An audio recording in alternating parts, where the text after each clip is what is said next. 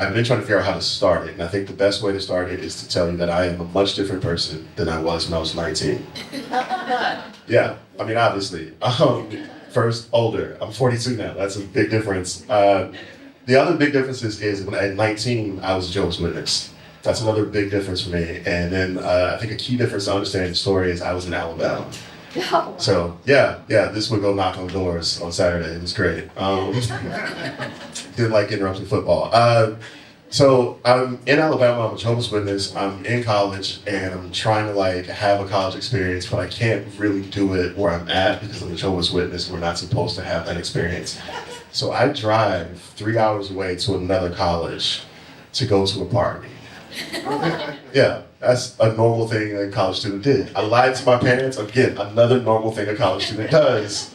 I told them I went to the library, and then I was studying so hard, you guys. And then another thing that is key to the story, to understanding it, is that this was in the age of cell phones, but it was like 2001, 2002. So like, I left my cell phone at home, which is the thing I did commonly.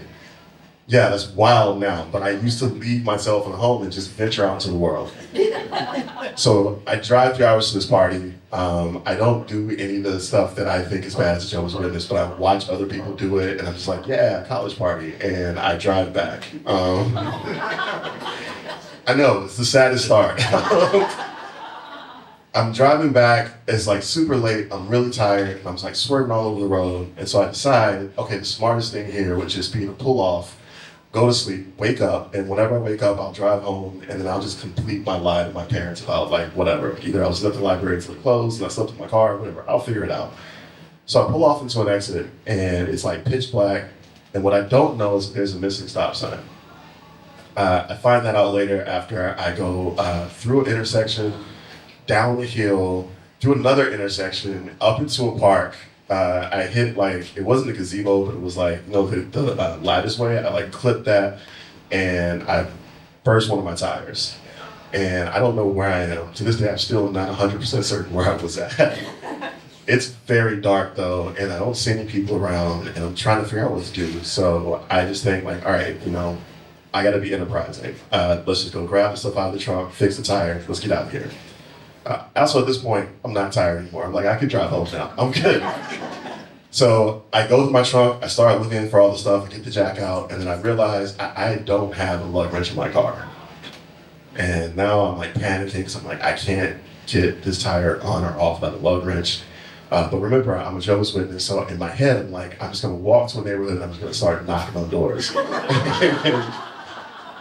Someone's gonna give me a lug wrench. Also, important fact, I really believed in God. So I go like about a mile. Like I walk in the dark for about a mile. It's very rural, but I'm from Alabama, so this doesn't really bother me.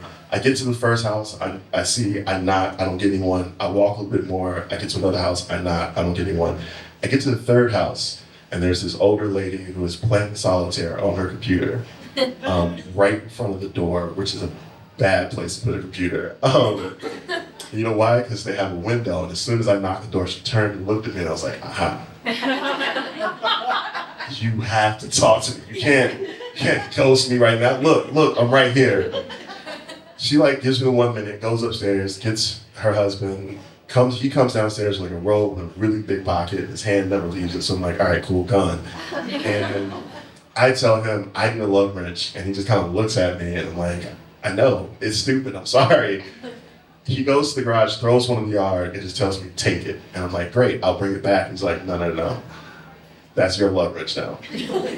So then I walk back to my car, I'm super excited. I start working on the tire, and that's when I see cop lights.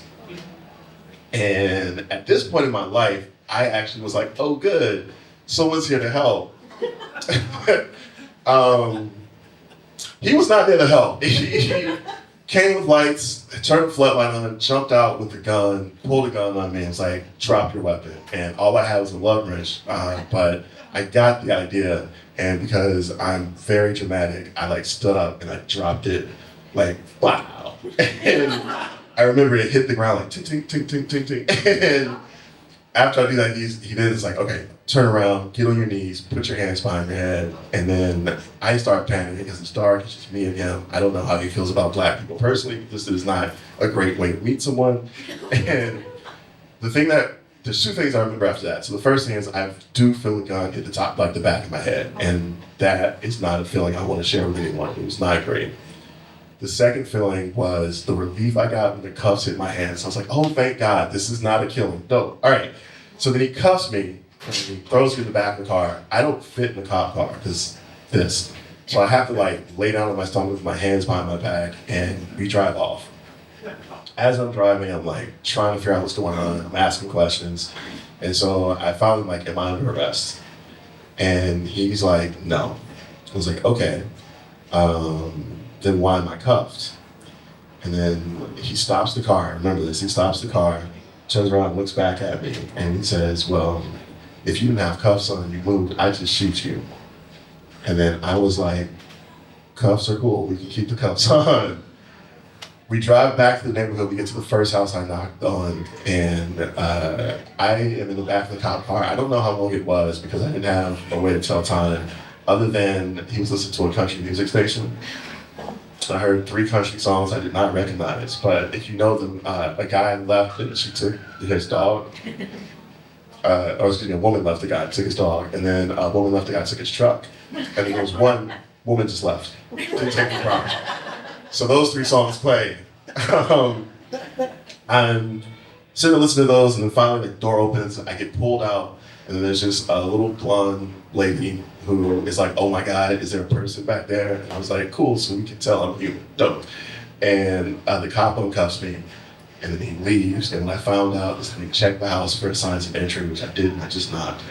They talked to that person, could not identify me. And so I got frustrated. He left me there. I had to walk a mile back to my car. I did get my tire changed. I did go home, and I'll tell you the true story, ending of the story. I couldn't even lie to my parents at this point. I just told them what happened, and then they were mad at me. And I think I did like a teenage thing where I was like, well, I guess the cops should just shot me. Like, close the door and cry. So that's my story. I will say the change in me that happened after that is I stopped being respectful to authority, and I think I don't know. I'm still alive, so hey, hooray for that. I will say that that was when I first realized that maybe the police are not there to protect and serve me. All right, my name has been Javann Jones. It's nice talking. Hold on. Thank you.